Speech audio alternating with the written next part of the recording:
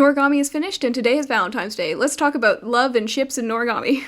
In my defense video, I talked about how Noragami has a link between love and sacrifice. The whole Shinki-God relationship is actually built up upon these themes of love and sacrifice, with Shinki giving up their real name in order to obtain a borrowed name by their god. The god then gets the memories of what the Shinki is giving up. This creates a link between the god and the Shinki, with the Shinki hopefully being welcomed into a more loving environment than their previous life, and a god sacrificing their mental and physical well-being in order to take in a Shinki, and anything that Shinki does now reflects on them, whether it be good or bad. It's through the process of giving a Shinki a name and the god receiving the memories of this Shinki that this link is formed, where they become a part of one another. I believe the god receives the memories of the Shinki to gain further insight on the person that they are bounding themselves to, and the weapon that the Shinki forms is a combination between the god's call for that Shinki's borrowed name, and this is seen through how the weapon that is created through the bond between the Shinki and the god is a representation of both of them. This is most clearly seen with Yato and Yukine's pairings, with the bare blades covered in bandages that represent one, Yato's nature as a calamity god and all of his Shinki being weapons, and two, Yukine's traumatic upbringing with the bandages showing his abused background. And I believe the bare blade could represent his young death and the fact that his life was cut short before he could be a full sword. Becoming a blessed vessel in Noragami is also a demonstration of love and sacrifice. In order to become a blessed vessel, you need to sacrifice yourself for your god. By willing to give up your life for your god, the Shinki will be reformed into a new and better vessel that indicates the stronger bond that now exists between the Shinki and the god. I mentioned this in my last Hoseki no Kuni video. I don't know if the fandoms have that much of an overlap, so I doubt many of you have heard this, but I talked about how both series have a pretty negative view of love in general, in the sense that they show some of the bad and toxic sides of love, and also the way love can hurt in the long run, and how love can also be a destructive force. We see this in Noragami with the main different types of love, because there's different types of love, in the romantic, familial, and platonic forms of love. Shippers might classify a lot of these as romantic, but I feel like there are at moments where Kazuma and Bishamon and Yato and Hiyori represent a romantic type of love, but I feel like the main emphasis the series has is on platonic and familial, and I think Yato and Yukine, Kofuku and Daifuku both represent a more familial type of love, and I feel like Hiyori and Yato at times, and Kazuma and Yato represent a more platonic friends type of love. So now I'm going to go through each pairing and talk about how their relationship kind of evolves throughout the story and shapes it. There are a lot of characters, so I won't be able to get to every single relationship, but I'm going to talk about Yato and Hiyori, obviously, Yukine and Yato, of course, Bishamon and Kazuma, Bishamon and Yato, Yato and Kazuma, Yukine and Kazuma, and briefly Kofuku and Daifuku, Ebisu in general, and Take and Kun.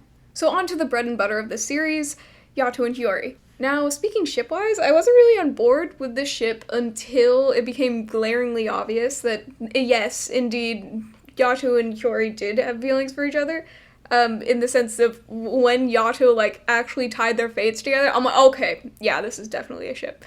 But previously, when I was an anime only, and then when I was starting to read the manga, I just didn't think they would get together simply by the fact that the series really emphasized that Yato is a god and that Hiyori, is a human and that could cause problems. And also by the fact of the age difference is what originally I was like, I feel like that's kind of weird.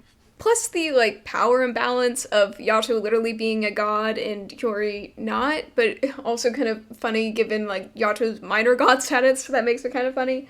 But when I was an anime only and just starting the series, those were the main things that I was like, I don't think this will ever become a ship. And also, that kind of goes with every god and Shinki pairing as well, just with the power imbalances and the relationship just with the god and human status, the age gap, and all that. But don't worry, we'll talk about that more in the Bishamon and Kazuma ship. What I really like about Hiyori and Yato's relationship throughout the course of the story is that you can really see the care that gets developed between the two characters. Hiyori does go from an acquaintance that follows Yato around as a supposed follower, to platonic, to a friend that Yato occasionally calls on for help, to familial when Yukine, Yato, and Hiyori become more of a family unit, And I'd say the making of the shrine was when it was really seen the, like, genuine care that Hiyori had for him. And I think the difference in the upbringing of Hiyori and Yato really changes how they demonstrate their care. There's a reason we don't spend that much time with Hiyori's family dynamic, because it's fairly healthy. Hiyori is seen to have very loving and supporting parents, and a good home environment, which both Yato and Yukine lack.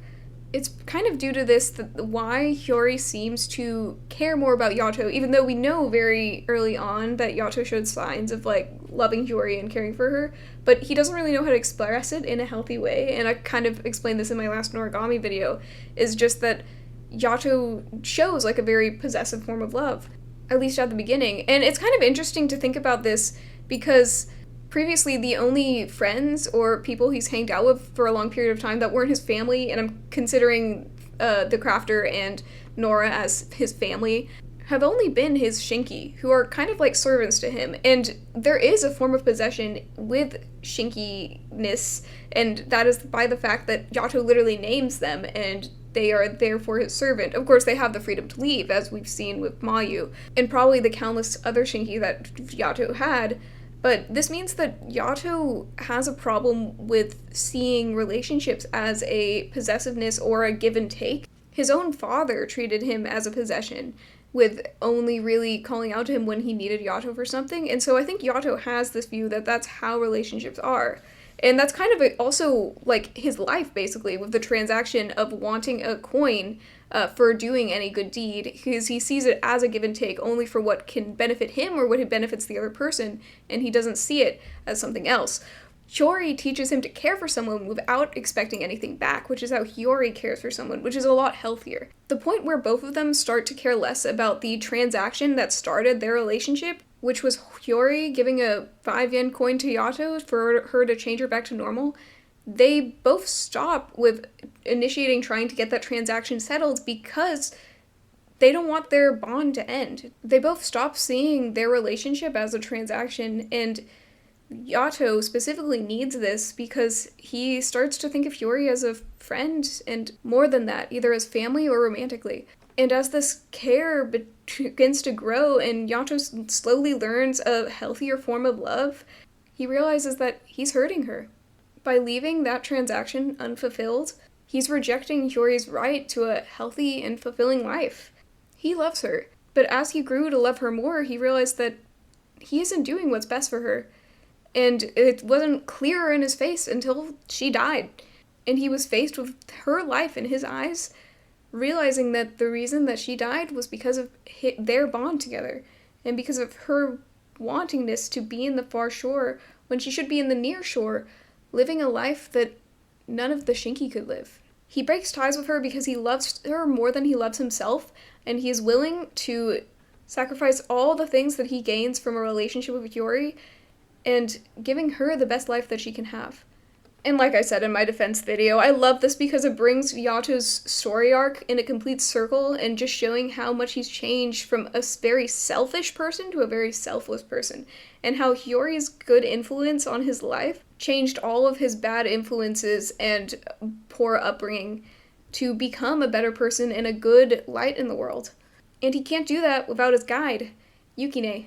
Yukine and Yato's relationship starts out as a more platonic relationship, but really not. Kind of negative platonic relationship because of Yukine being an angsty teenager and Yato not knowing how to deal with that. And it was only through Hiyori that they were able to have a deeper bond. Another way that Hiyori influenced Yato in a positive light was giving him Yukine and repairing their bond. Hiyori was actually the first character to outline that Yato is like a father to Yukine, which I didn't really, I didn't get until my friend was rereading it after I had spoiled everything for her, and she was like, yeah, Hiyori says, you're like a father to him, in the first, abolition that Yukine goes through. And that's when their relationship shifts from platonic to more familial, with their relationship extending further from just friends and mentor-student relationship and more to family, as in father-son, or kind of like brothers, too, you know? I love the development in this relationship, too, because they really started off on a really rocky start, and it went from that to, like, the closest relationship I've seen between, like, two male characters in a lot of series as I've watched. Because they're more than friends in a familial sense.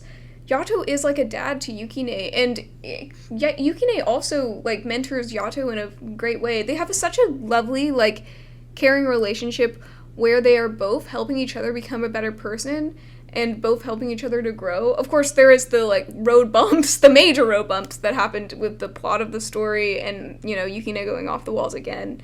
But besides that, like, their relationship is really great. It's sort of like iron sharpens iron sort of thing, is that they aren't afraid to get their emotions out because of their rocky start, which I think is another, like, great thing that shows, because, this is more tips for romantic relationships, but I've heard some people say that it isn't about finding someone who has no red flags, it's about accepting someone with their red flags, or really accepting people as they are and their openness of, because everyone's a broken person, so you're going to have to deal with arguments and things and confront them up front. And because of the rocky start that Yato and Yukine had, and because they had to work through it, and Hiyori was sort of there as like a mediator, it really made them understand each other better and able to get past those hurdles and be more open to each other about some of the things that they've done. And, you know, they are very open about, like, their feelings and how those feelings affect both of them. They sort of get compliments and insults, like, nagging at this, specifically from Ebisu being like, man, they're kind of weird with how their relationship, like, when he represented them the money and stuff. And it's because, like, they have that comfortability with one another that they can talk about those things and that they can be upfront with their feelings and where it's not hidden or they don't have to put up like a show. That comfortability and closeness is why Yukine felt so betrayed when Yato found another Shinki to take down his father, and that all stemmed from the lack of communication that comes with Yato knowing the God secret. And, you know, that's kind of like the conflict that mainly happened there, is because the link between, like, them emotionally is only one way. It's only Yukine to Yato. Yukine doesn't feel anything that Yato feels, you know? And Yato really carries Yukine's burden of the God secret that is, you know, all of Yukine's trauma for him so that Yukine can hopefully have a better life. And once that secret is revealed, Yato is still there to be there to comfort Yukine, and it's now something that they can share. But it's, you know, it's very sad how that happened. But that kind of illustrates how secrets can ruin a relationship, even as good as Yato and Yukine's was, just because Yato couldn't share about, you know, Yukine's past because of all of that conflict. And it was, again, Yato showing, like, loving someone for what's best for them. It just turned out that Yato's judgment kind of failed in the fact that he thought Yukine would be okay without him, but Yukine really needed, you know, Yato there through all the traumatic stuff that happened during that arc. But the bond between Yato and Yukine is really strong and demonstrates all the bumps and hurdles that relationships often go through, just with, like, fighting and, like, secrets and not seeing eye to eye or understanding someone else. And it shows how those things can be resolved once, like, a level of care and comfort has been restabilized.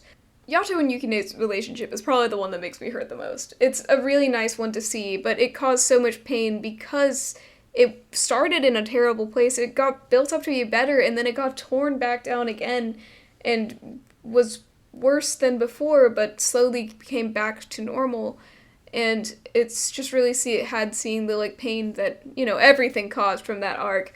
But in the end, I'm still glad that they're back to their old ways of Yukine trying to guide Yato to a better place, and Yato being able to support Yukine with his trauma that's from the past, you know. My belief is that a good love is a selfless love. When you love someone so much that you will put your cares and wants aside in order to do what's best for them, even their own cares and wants. We see that with Bishamon and Kazuma's relationship. Bishamon is a powerful war god and a god of fortune, and Kazuma is her guide. This was another ship a lot of people were disappointed that didn't really get together, but I feel like Kazuma explained it really well in the series why that never is the case, because it's really clear that Kazuma cares for Bishamon in that way.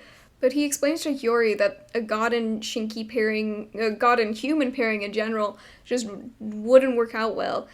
When he fights her in that one scene, trying to find Yato, you know. I think this is due to a couple of reasons, besides the ones I stated before, like the power imbalance, the age thing. I think it's mainly the fact that the gods can never be honest with their Shinki about their past is, like, the major thing. Because, kind of like how we saw the destruction of Yukine and Yato's relationship, like, that can happen with any god and Shinki pairing. And the Shinki are really in the other realm temporarily. And so there really isn't, like, a long-term thing for gods and Shinki to have a relationship like that. That's why I was thinking if Yato and Hiyori were to get together, I feel like Hiyori would have had to become a god for that to happen. So that they could be on equal footing and not have a different amount of knowledge and also not have a different lifespan and also not have the problems that come with being in a, like, servant to god relationship, which Kazuma and Bishamon are in. Kazuma holds a great deal of loyalty and love to Bishamon, but it's not something that Bishamon can reciprocate as well because Bishamon is in the authority position. Bishamon cares for Kazuma a whole lot and would do anything for him, but we see that there are times where Bishamon's resolve is greater than keeping Kazuma, because Bishamon has, like, told Kazuma before, like, will threaten to release him or say that, like, you know, he can go become a stray. Of course, that was, like, sort of the beginning when he was sort of siding with Yato, but, like, that's the point, is that Bishamon is the main decider of their relationship. Whether the relationship ends is dependent on the god for if they release the Shinki or not. The Shinki has no power to end their relationship and is in servitude to them, like I said. They're bound there by their god, and that creates such a, like, distinct imbalance in their relationship and the authority that they have. Unlike marriage, even in death that doesn't end, because that's what we see with some of the strays that, like, Ebisu takes in, is that a lot of them, their gods died, and they are still in service to their god even though they're dead. And, again, I believe it's these barriers and rules and, like, sort of strains in a Shinki god pairing that sort of makes it kind of impossible for a romantic, like, relationship to form. And I think that Kazuma understands that now after being Bishamon's guide for a really long time and being her blessed vessel. I believe also that the reason that they don't develop a romantic relationship after more of the ending, because I saw so many people being like, I can't believe that Bishamon and Kazuma did together. I'm like, I don't think they were. I think they made it very clear that they weren't going to, like, get together romantically. But I think another reason is that, like, when Kazuma was revealed the god secret, he, like, told his family that he would come there soon. He's sort of delaying his, like, death, you know, or he'll go further into the far shore eventually. And with that knowledge, like, Bishamon was there for that. Like, Bishamon knows that she won't have Kazuma forever. And that's another thing, is that Bishamon will probably keep continuing on living, and she'll eventually probably have to replace Kazuma with a different guide. And, you know, it'd hurt more if they were more romantically tied, you know? But enough about the cons of Bishamon and Kazuma's relationship, because there are a lot of pros in the relationship with the, like, love-sacrifice thing that I mentioned before. They are both incredibly dedicated and loyal to one another, and that's one of the things that makes their relationship so lovely. I will say that it does sometimes feel a little one-sided with Kazuma. Like, of course, Bishamon reciprocates, because Bishamon cares so much about Kazuma, but Kazuma, as, like, Bishamon's guide, like, really, like, puts his foot down on, like, what is, like, the better way, and he will betray, like, Bishamon's wants and needs. Well, not needs. Kazuma will betray Bishamon's wants, I guess needs too, because, you know, with the, like, blight that Bishamon got from taking in all those Shinki that emotionally, like, damage her, you know, like, that is a need to get rid of the blight, and Kazuma deals with that in a better way than what, like, I forgot what the other stray that, like, the father controlled, you know, that guy that, like, was just kind of, like, hiding it and, like, wasn't doing what's best for her. Like, it was clear that, like, he was not on Bishamon's side, even though he did what Bishamon told him to do, which was, like, to make a medicine to hide it, because, you know, it kind of shows that, like, he didn't care about Bishamon the same way that Kazuma cares about Bishamon, where Kazuma's like, no, I need to get to the problem in order to, like, have Vina not hurt anymore, whereas he was like, well, hide it, and he didn't care enough to, you know, because he was trying to kill her also, so, you know, that's why.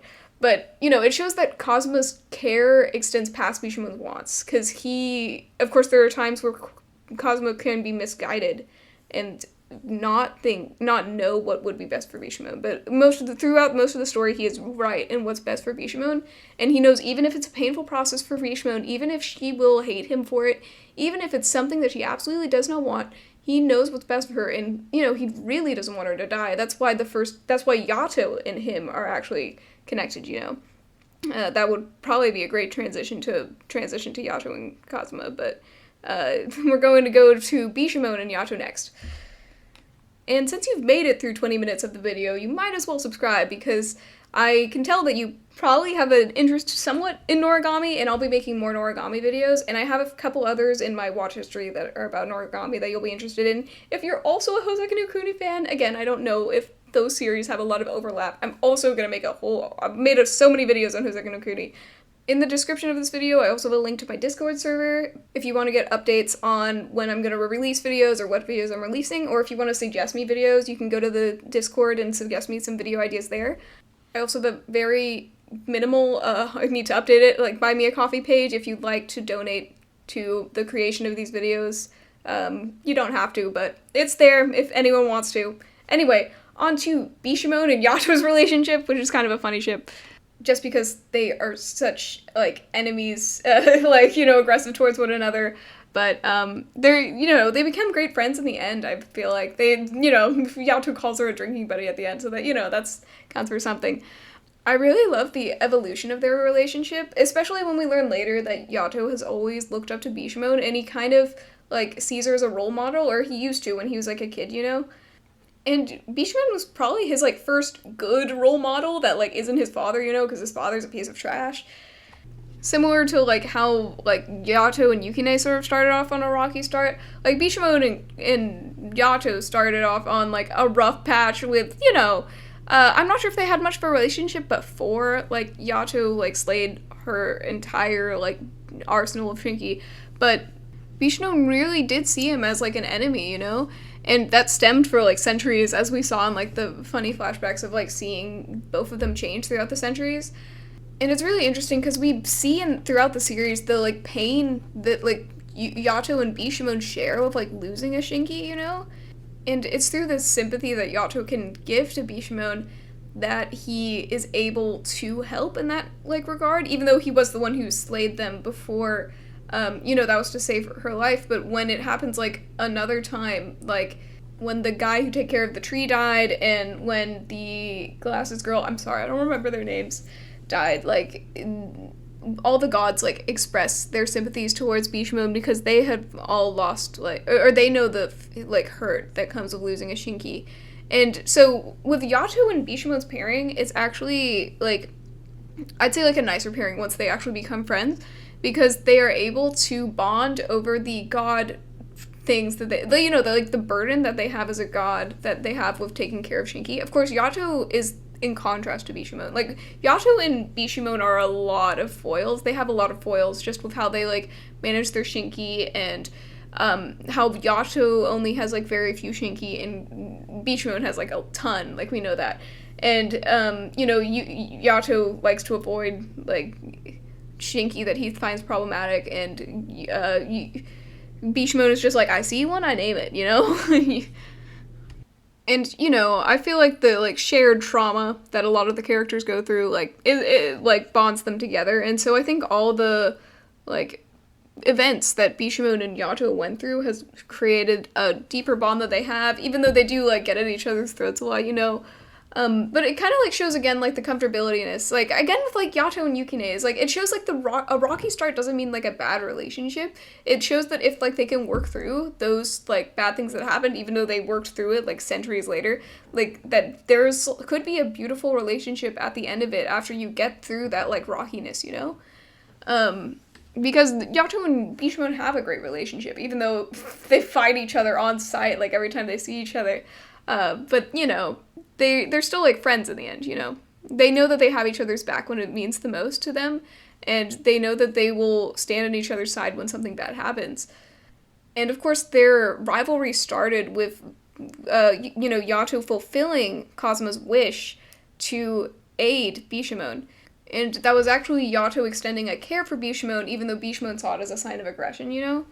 And Kazuma bowing down to another god is kind of a foreshadowing that later Kazuma would become Yato's Shinki, and their relationship is phenomenal. It's probably one of my favorite relationships in the series, Yato and Kazuma's.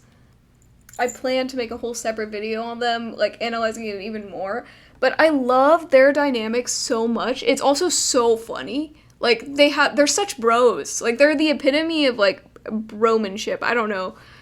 Let me know in the comments what you think about all these relationships and what your favorite one is. Because mine is definitely Yato and Kazuma's, in a purely funny sense. Because all of these relationships are so good and their dynamics, like, mesh really well.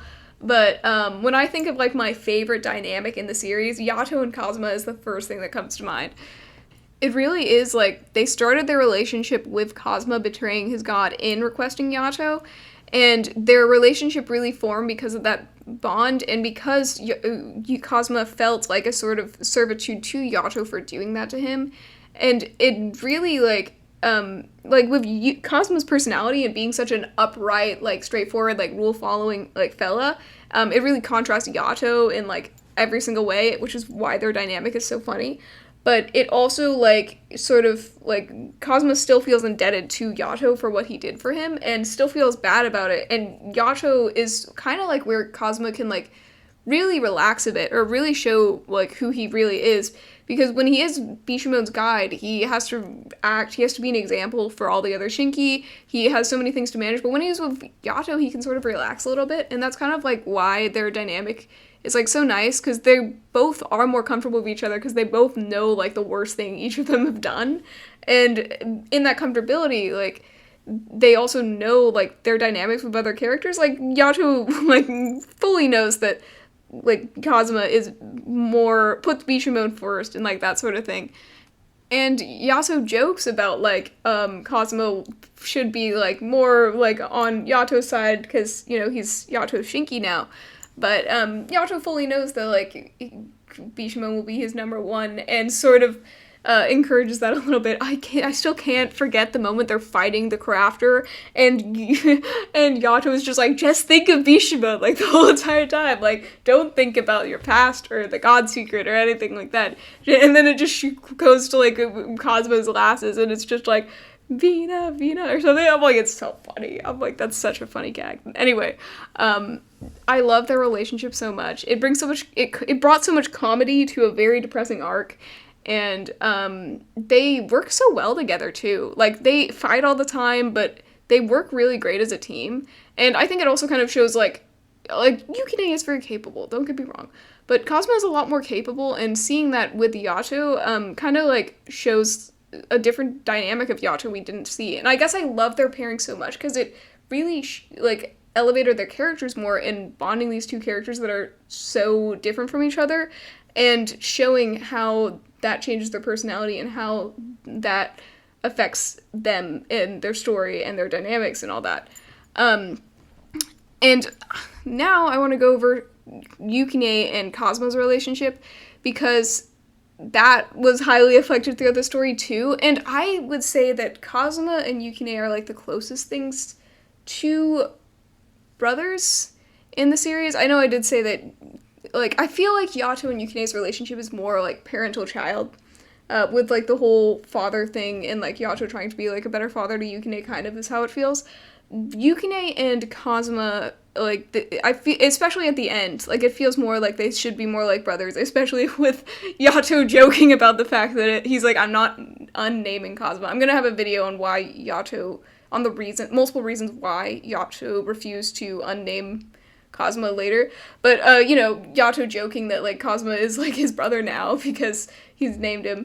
Yukine and Kazuma's relationship is also another one that had, like, a whole bunch of ups and downs throughout the series, and I really loved their dynamic of, like, Kazuma wanting to help Yukine, and then Kazuma training Yukine so well that it later becomes a problem, you know, with how Yukine, like, the plot is just so good. I love that in Noragami, how the, like, sides constantly changed. The fact that Yukine did work with the crafter at some point, and how, like, especially when Yato and Bishamon were on, like, bad terms, like, the fact that when Kazuma and Yukine were kind of, like, in the middle of that, sort of like their parents fighting. They're like, mom and dad are getting a divorce. Like, what's happening?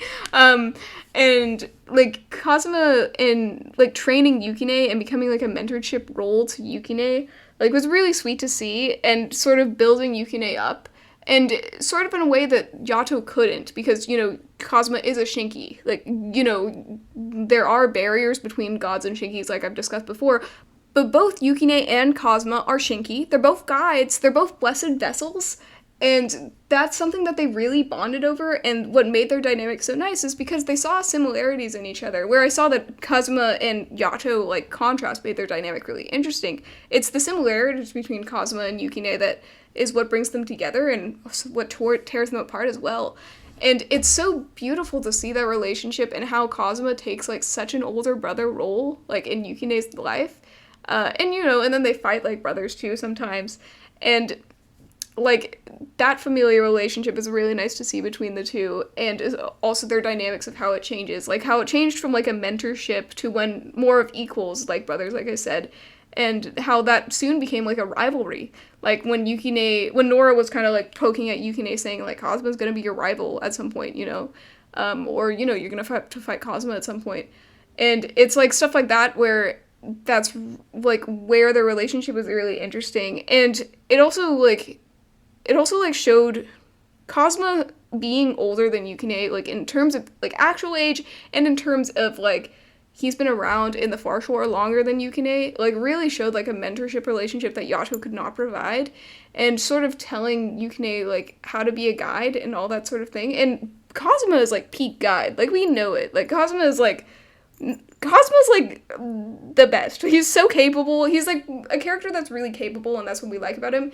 You know, his strong opinionated is kind of like his flaw, or, like, his willingness to do anything is also sort of kind of like a flaw. But he's very capable in everything he does, and he's very determined, and he's very loyal, and those are all, like, really great, like, it's why he was originally my favorite character, and now Yukine is my favorite character. Kazuma's now my second favorite character. And the bond between my first and my second favorite character is so good, and especially how it evolved throughout the series, and their relationship carries so much weight in, like, the middle end of the series.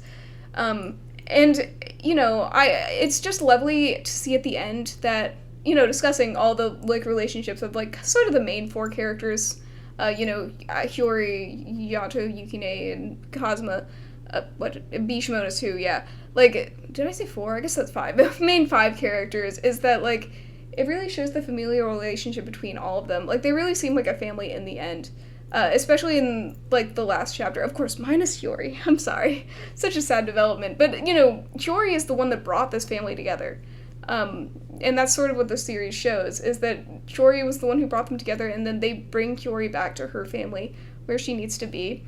And we see that Hiyori affected the Far Shore by creating this wonderful family and dynamics between these 4 people, Yato, Yukine, Kazuma, and Bishamon.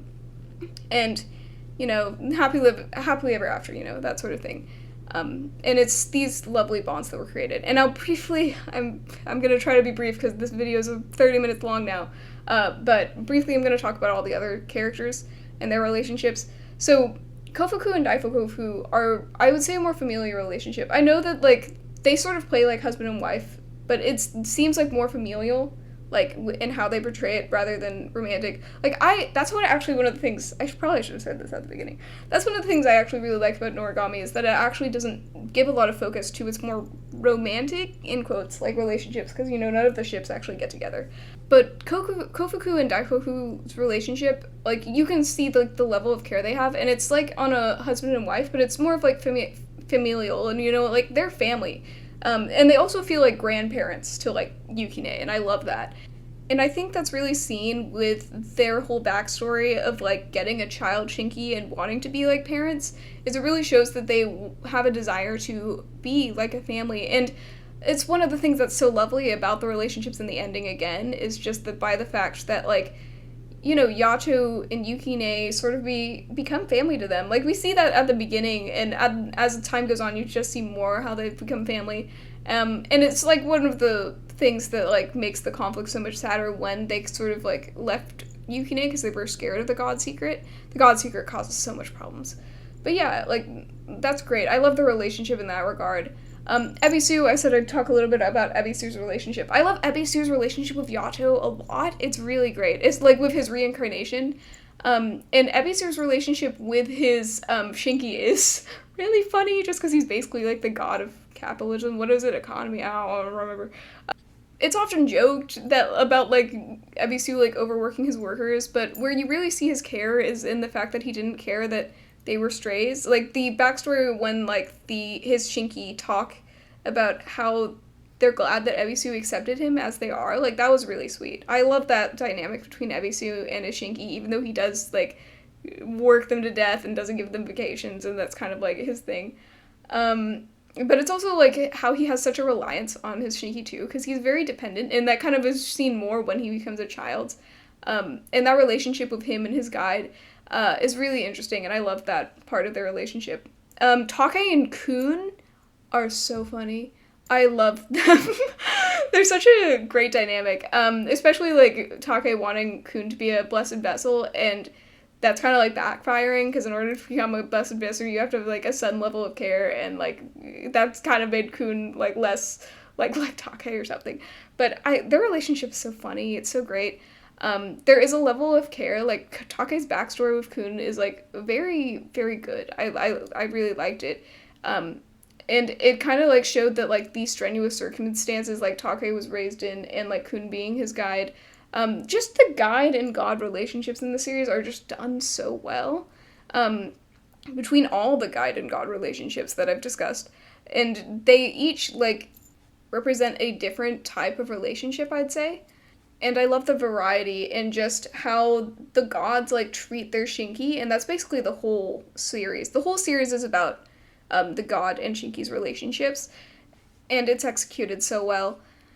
This video is so long, but I guess I'll just mention this briefly, is I wanted to talk about also the bad influences of love in the story, and I think that's mainly seen through the Crafter. The Crafter, it represents every single, like, bad way you can love someone. Like, I mentioned how he's possessive, and that was kind of how Yato, like, got his sort of, like, lack of care and selfishness at the beginning of the series. But, you know, it's also, like, the way, like, Yato's father is very toxic, and we see that in other family dynamics, too. We see whereas Hiyori has a wonderful family, we see that through Yukine and Yato specifically, how their family dynamics are twist love in a way to be, like, transactional and, like, abusive and toxic and not healthy. And I love that it shows both sides of that, how there can be lovely relationships, but there can also be other relationships that really destruct, like, your quality of life and stuff like that.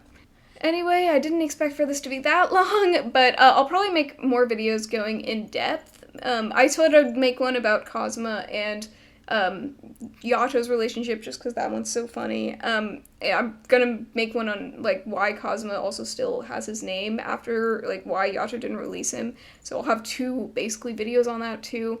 Can you tell which one my favorite relationship dynamic is?